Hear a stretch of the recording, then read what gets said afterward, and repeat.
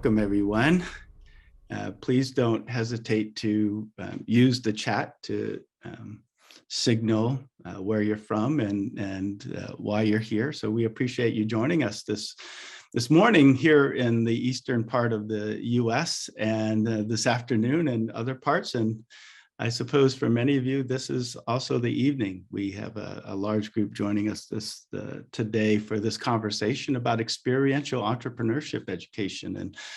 And we're excited about a lot of things in this session.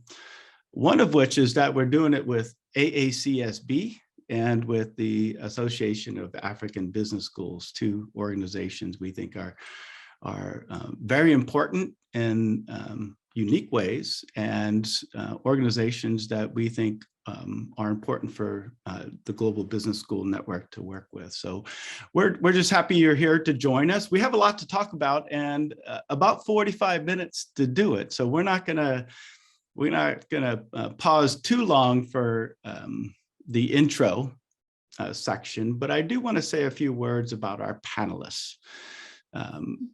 First of all, I should have introduced myself. I'm Dan LeClair. I'm CEO of the Global Business School Network, which I hope many of you will take the time to get to know while you're here. But I'm going to start with Philip Thigo. Philip is Senior Director for Africa at the Thunderbird School of Global Management, a great member of the Global Business School Network, and engaged with our Africa Business Concept Challenge. Thank you, Philip. But what I love about Philip, and I hope I'll say something that I love about each one of the panelists, right? What I love about Philip is that, he really gets this idea that we need increasingly to work at the intersection between business, government, and civil society. And so in academia, it's not just about the silo, right? It's not just about what we do in our own space, but he really gets it and is leading a number of efforts. He's a technical advisor for the presidency on data and open government right now. In this context, he's a senior consultant for the UN development program. So we just had a conversation about not only digital, but also agriculture. Philip, we're just happy that you're able to join us today, sitting by the fire, offering a true fireside chat opportunity. But I want to introduce now Nireti Adebayo.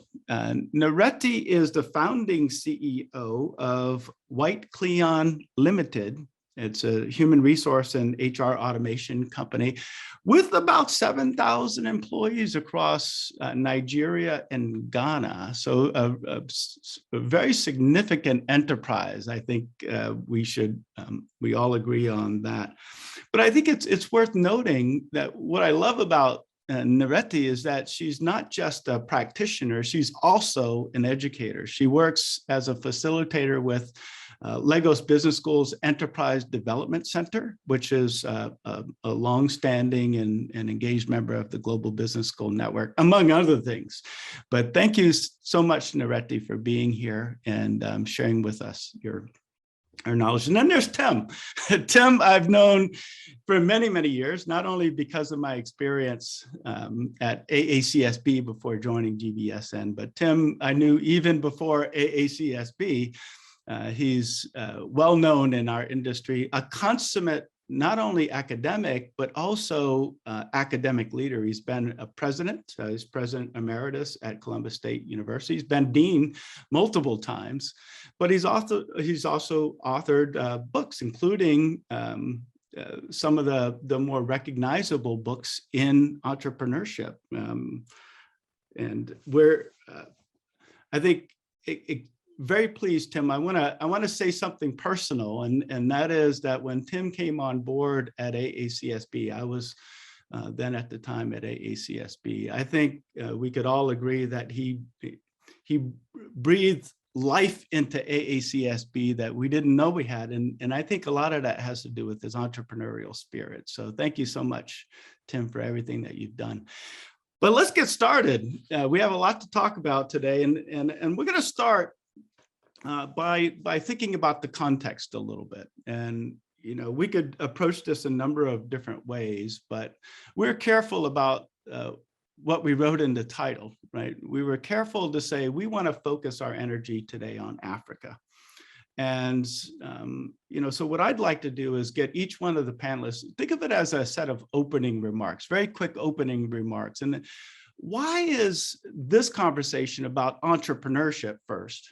We'll put off the education part, but let's focus on the entrepreneurship. Why is entrepreneurship so important in the African context?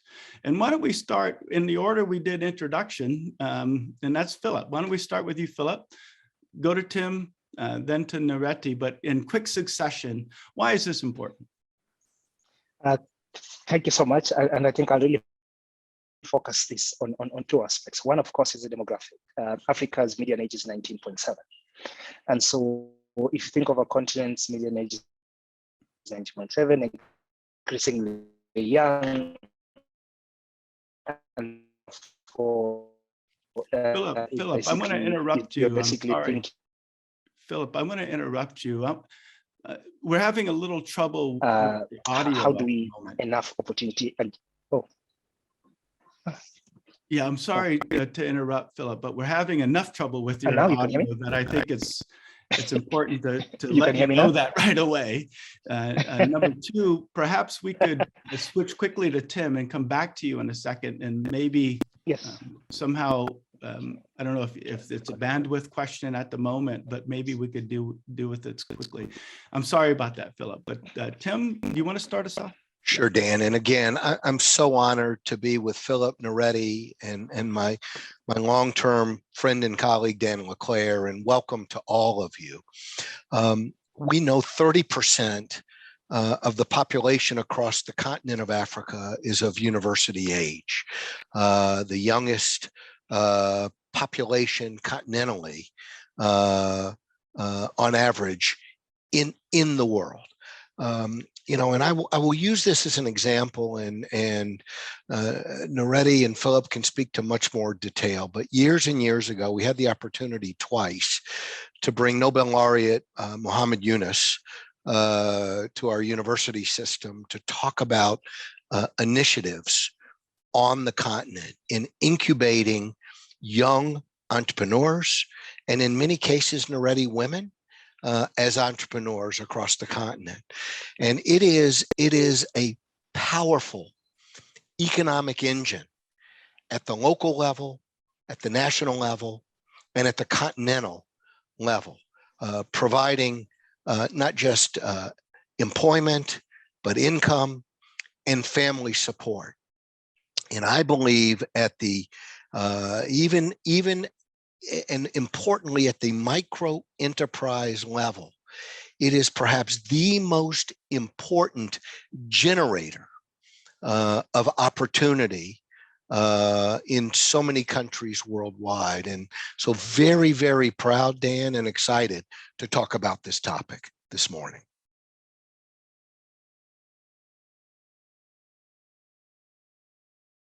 Thank you, Tim, for that. What a great way to start. We're going to come back to you, Philip. Hopefully, we've managed to isolate opportunity. But we're going to go to Nireti now. Nireti, why is this conversation about entrepreneurship in Africa important?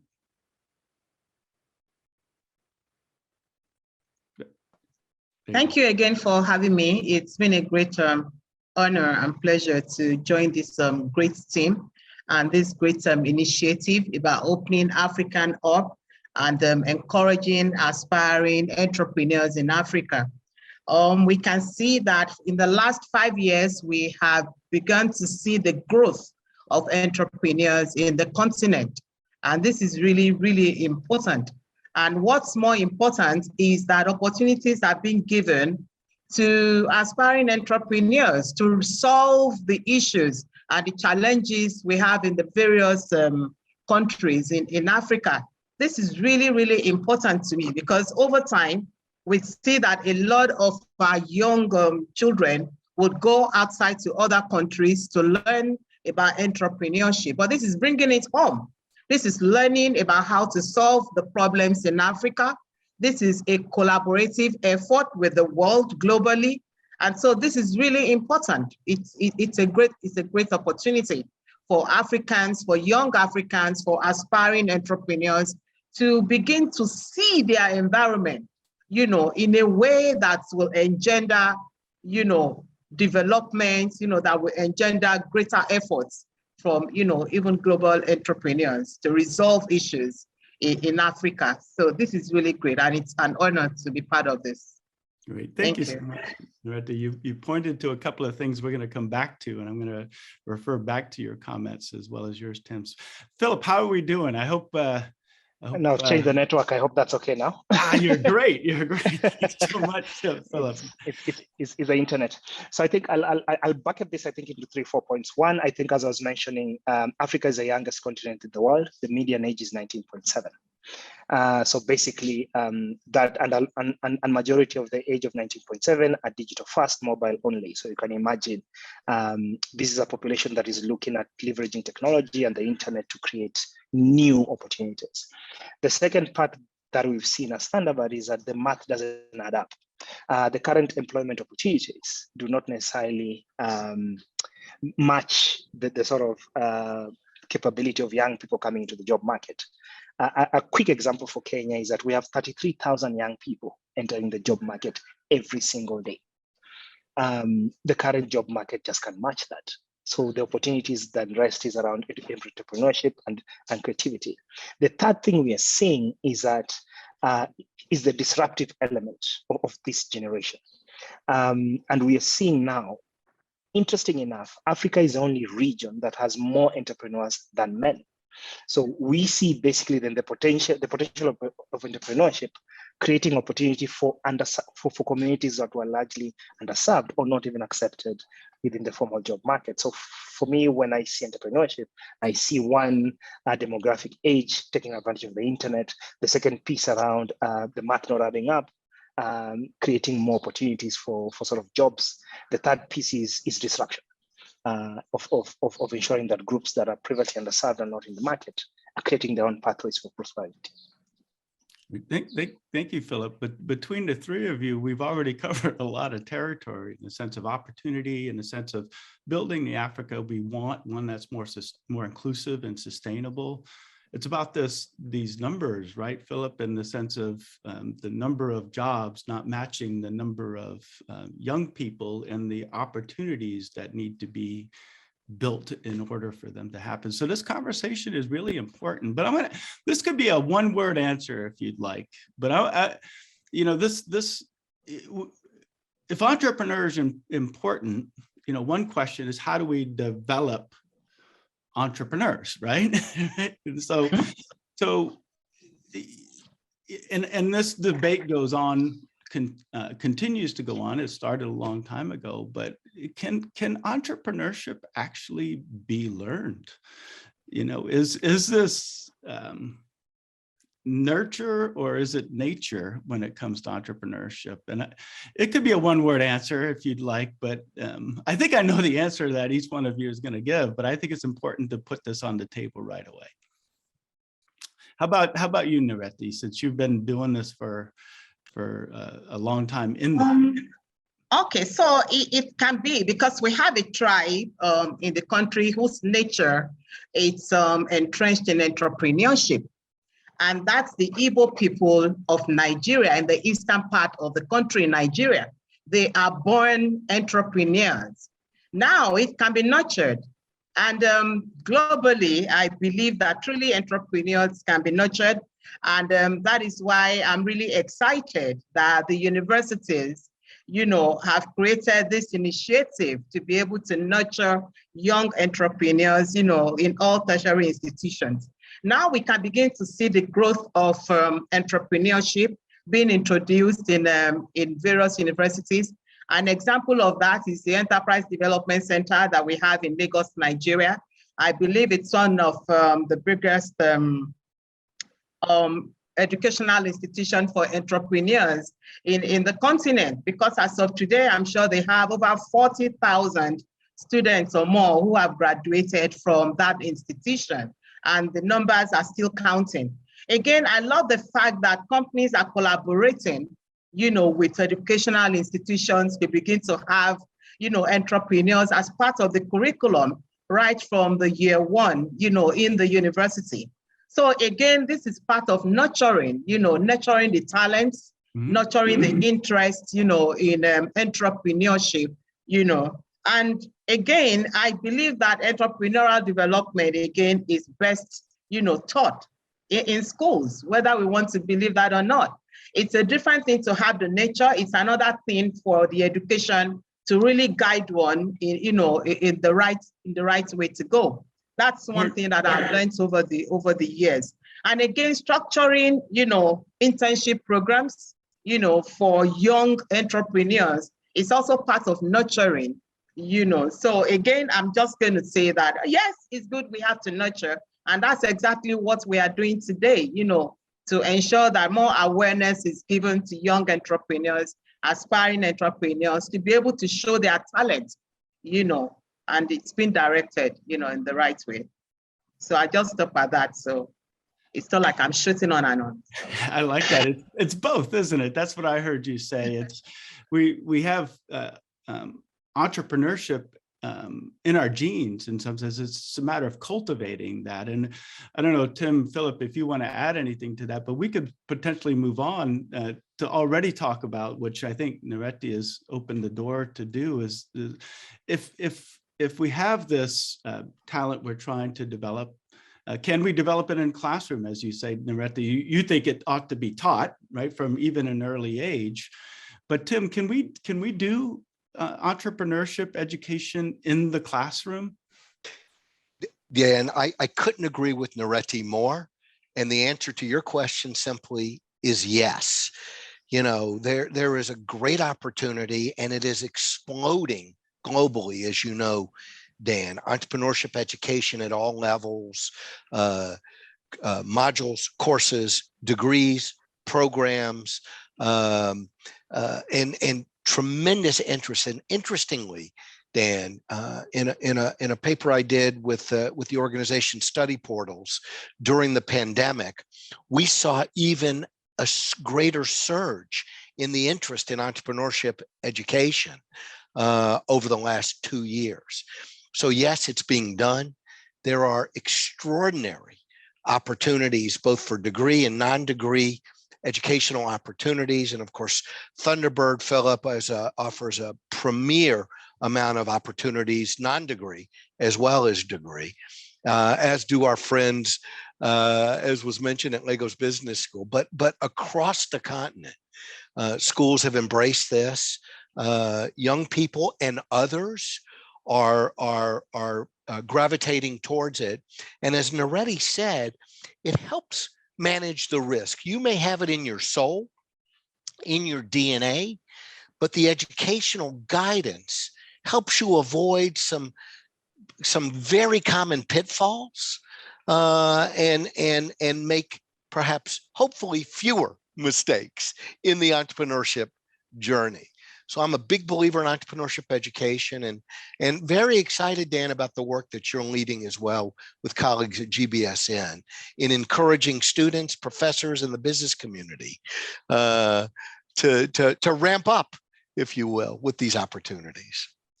Great. I'm going to come to you now, Philip, but I want to see where we've gone already with this idea about learning and then teaching entrepreneurship. I think we all agree so far that it ought to permeate education even from a young age, right? And not be sort of independent or an add-on, but a critical piece of what we do. I was in a meeting this morning where a lot of the conversation seemed to center on entrepreneurship education being important, even for those who go on to take jobs in large companies, right? Because we need more entrepreneurial management. So we're convinced of that. But I'm going to go to you, Philip, now and start to make this shift from sort of the lecture to the experience, right? And we were very conscious in creating this webinar to want to center our energy on the experiential approaches to entrepreneurship education. Philip, I wonder if you could really start this conversation by talking about some of the the benefits and the challenges associated with that experiential learning, especially from your perspective, both at Thunderbird and working in the space between business and civil society. Got it. Thank you so much. And again, I echo Nireti and team's points around it can be taught and it can be nurtured. And I think that the sort of issue, first of all, I think we start from the mindset issue, right? So the minute you talk about entrepreneurship, people think about, it's business, blah, blah. So shifting the mindsets for people to believe that entrepreneurship is about a culture of innovation, right? And a culture of solving problems, but at the same time, meeting the economic imperatives of a person. So I think that link has always been a challenge. And if I'm coming across public sector and the nonprofit sector, a lot of people in those spaces do not see themselves or do not see the value of entrepreneurship education. Yet we see what that kind of education can, for example, help nonprofits be more innovative and ramp up their capability to even serve communities more, can make governments and public sector more efficient with the resources that they have. And so that's sort of the work that Thunderbird is trying to do over time so that people can see that. The second piece, of course, is, you can't entrepreneur your way out of everything.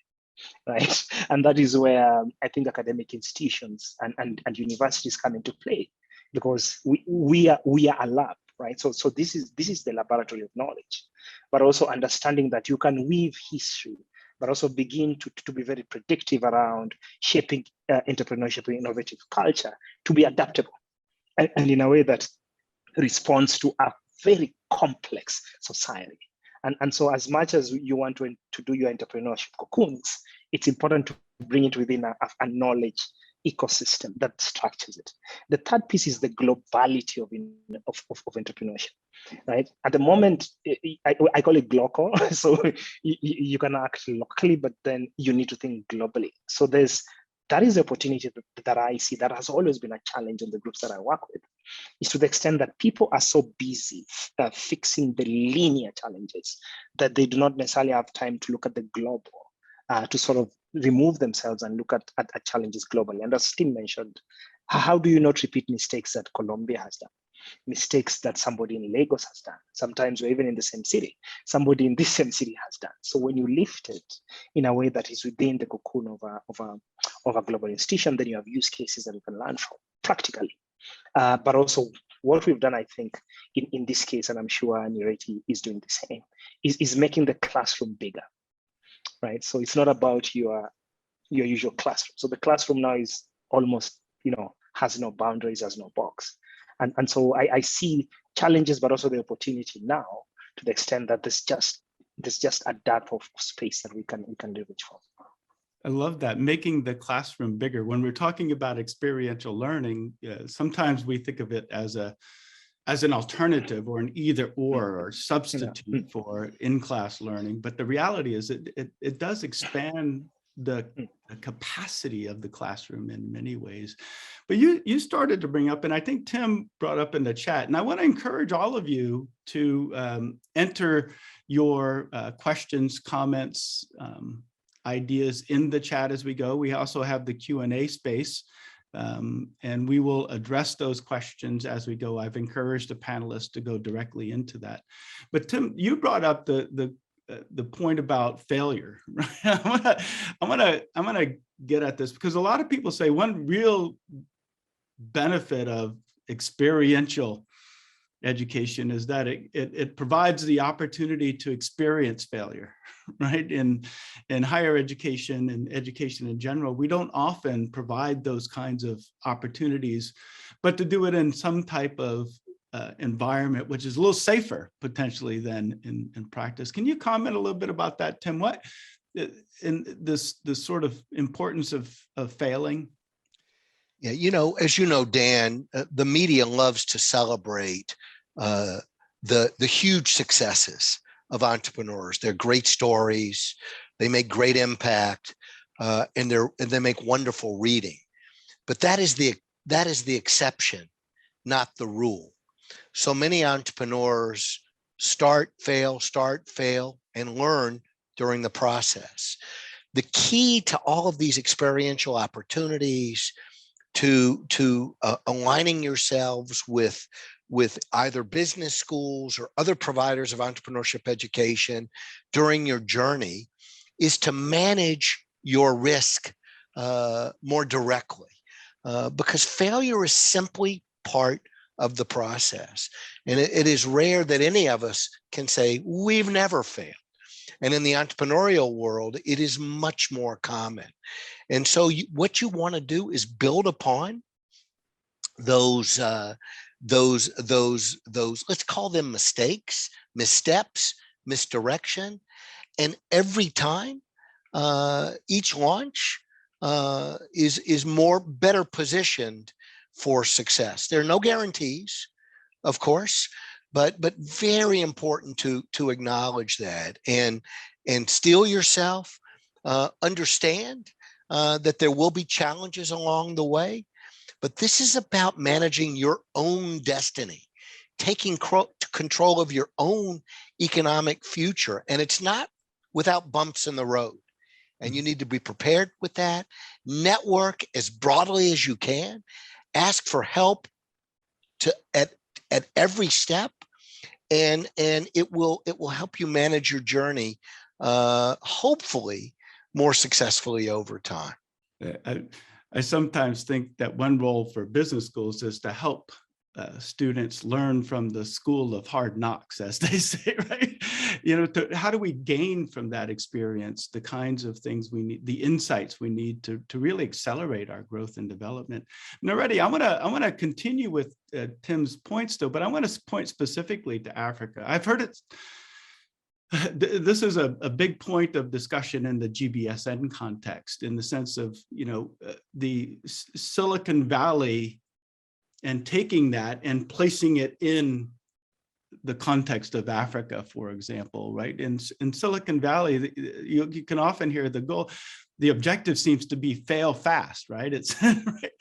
And we often talk about unicorns, these mythical animals, but we also talk about gazelles, a lot about speed and context. But I want to take it into the African context, and I'd love for you to tell me a little bit about how failure feels in the African setting.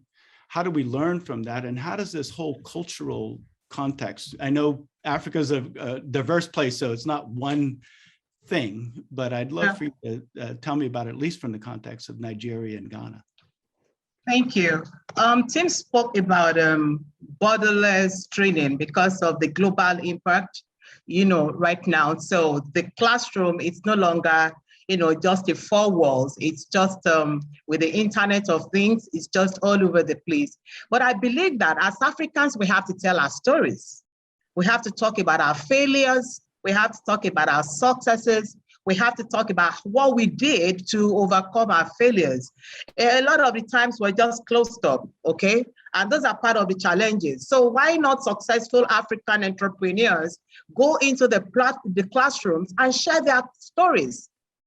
And I believe this is what we have to do. We have to put everybody in a classroom, in a collaborative effort that all entrepreneurs can go into the classroom and talk to aspiring entrepreneurs about their failures, about their successes, about ethics in the business, because that's what we need most in Africa.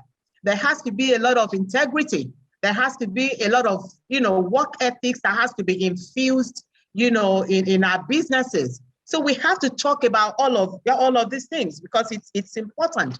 And I see that with the influx of interest in entrepreneurship, we're beginning to see a lot of very young, vibrant, students who are born entrepreneurs, who want to be nurtured as entrepreneurs. And so this is the time. This is the time and place to begin to share our stories, to begin to tell what we've gone through in our businesses and what are the inhibitions that we've gone through, because we have a lot of complexities in Africa. We have a lot of governmental interference in businesses.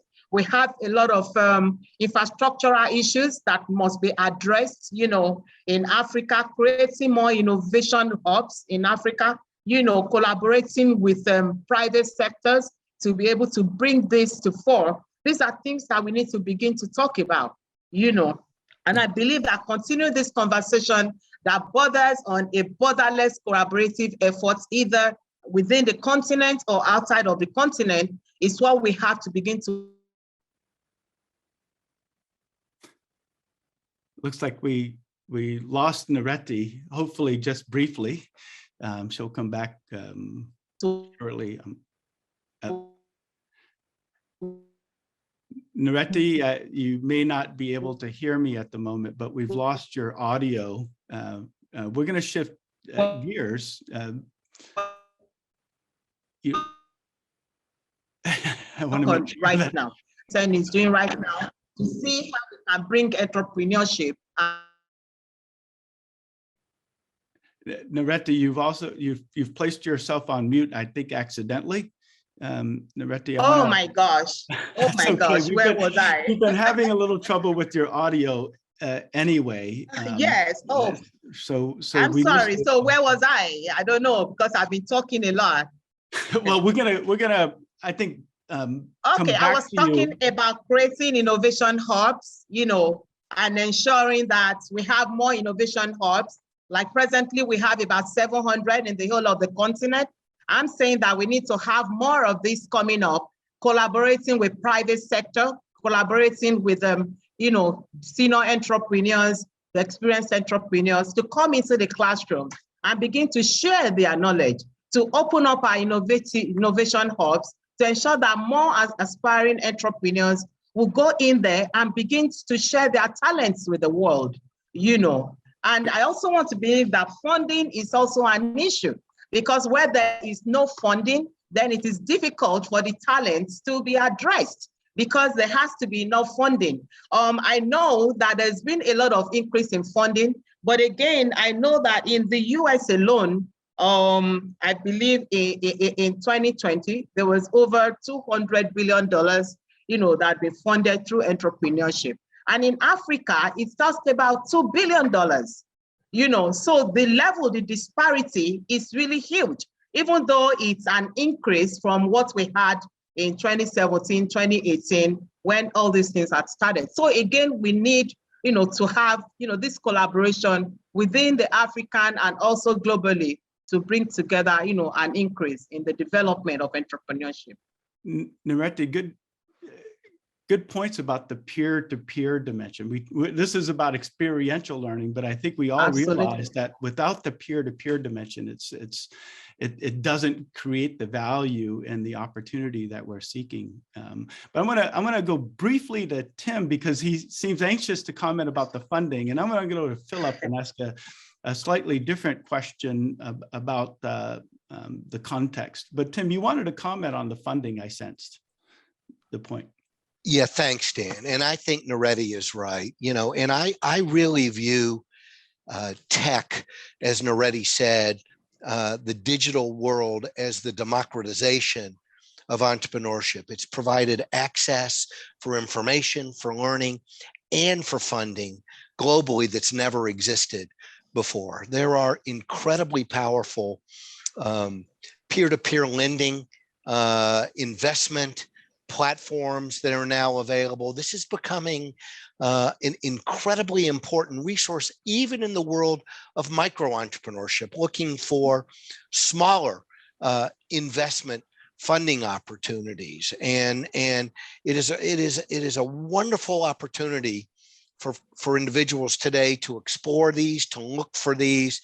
And I couldn't agree with Nireti more. I mean, governments everywhere need to embrace funding as well. This is an economic engine that is hugely powerful, and it can start oftentimes with very small amounts of capital.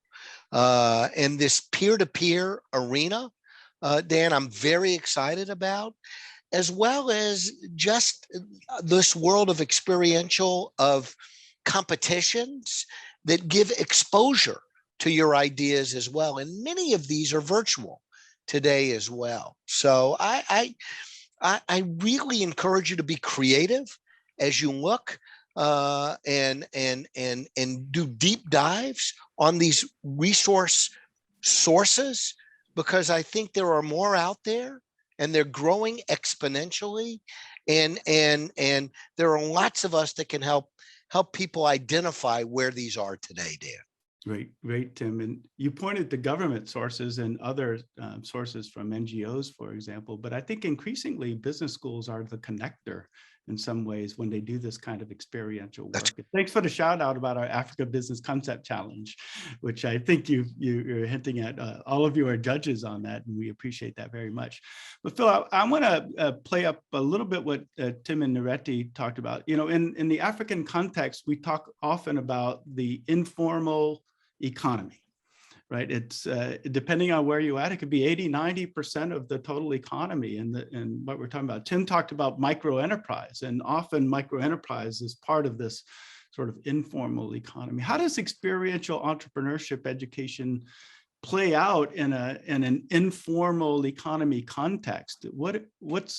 How do, for example, business schools, not that they're the only ones doing this kind of work, but how does this play out in that informal context? And as I mentioned, I think previously that yes, a big part of our economy is informal, and that's why I think I want to come back to the two contributors, and especially the question of money is that a lot of business schools in most cases do not necessarily see that space as a place where they need to engage, right? Because people deal with big companies, but then the metrics has to be different, and this is a sense that I have, because there's a lot of kind of opportunity to explore new concepts within the informal economy. This is even how we see how funding and money does not understand the informal economy. I've been an innovator before. I've been an entrepreneur. I've been a funder. I now advise government, and I'm in academia. So I've lived through that whole life. And I can tell you how money is currently structured does not understand our informal economy. So the role of business schools is how do we help build new matrices that are very context specific to Africa.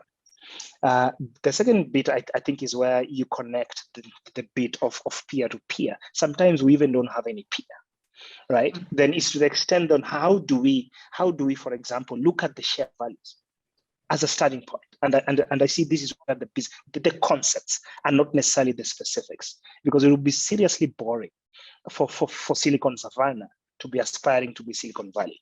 That has always been my mantra.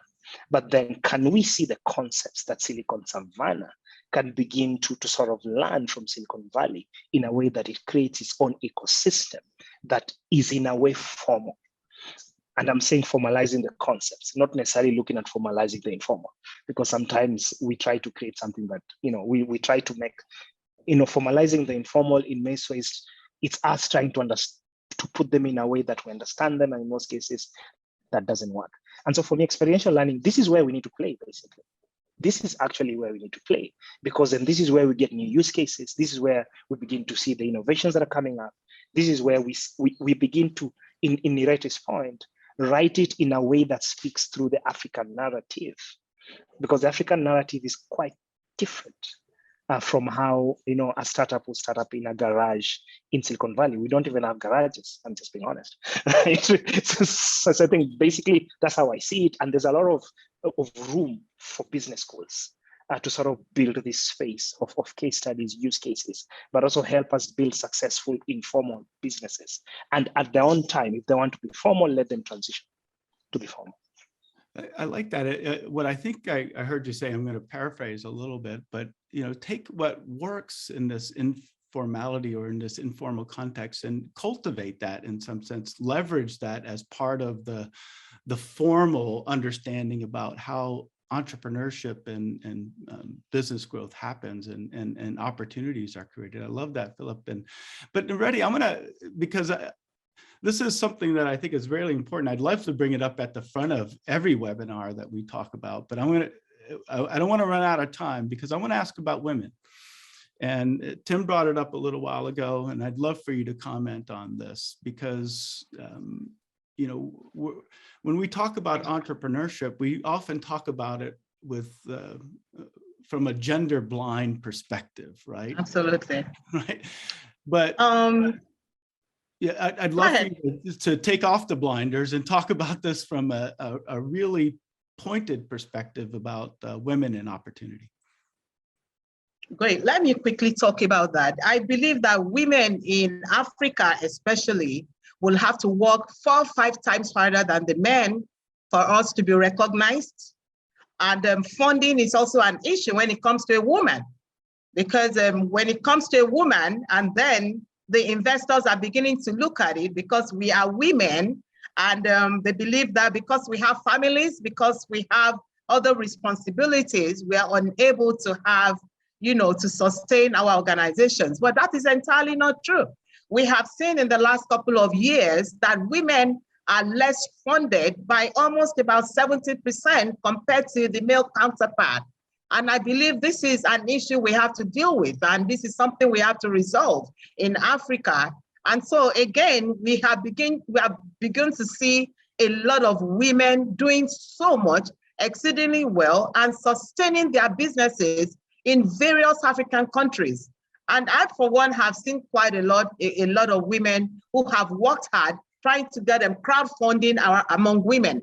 And I guess that is why in these days we begin to have angel investors who are who go into genderless funding just women or female enterprise. And if we have more of that in Africa, I believe it will, help and support the women. So again, we feel that the women are underfunded. I want to begin to repeat that so that the men can begin to have that in mind. We are underfunded. We need the investors to believe more in what we're doing. And then Philip talked about shared values. I believe that's important. That's one of the things we need to begin to look at. So what are the values that we're bringing to the table? I believe those are more important than them looking at us as female or male. That's one. I want to talk about the informal market. I believe that the informal market in Nigeria is probably one of the highest we have in Africa, because we have a lot of informal markets in Africa, informal entrepreneurs who have never been to the 4 walls of a university, but are doing extremely well. But like Tim said the other time, how do we reduce the risk of the businesses they are in? They have to do that in the classroom. Businesses, successful businessmen must bring them in to begin to do that.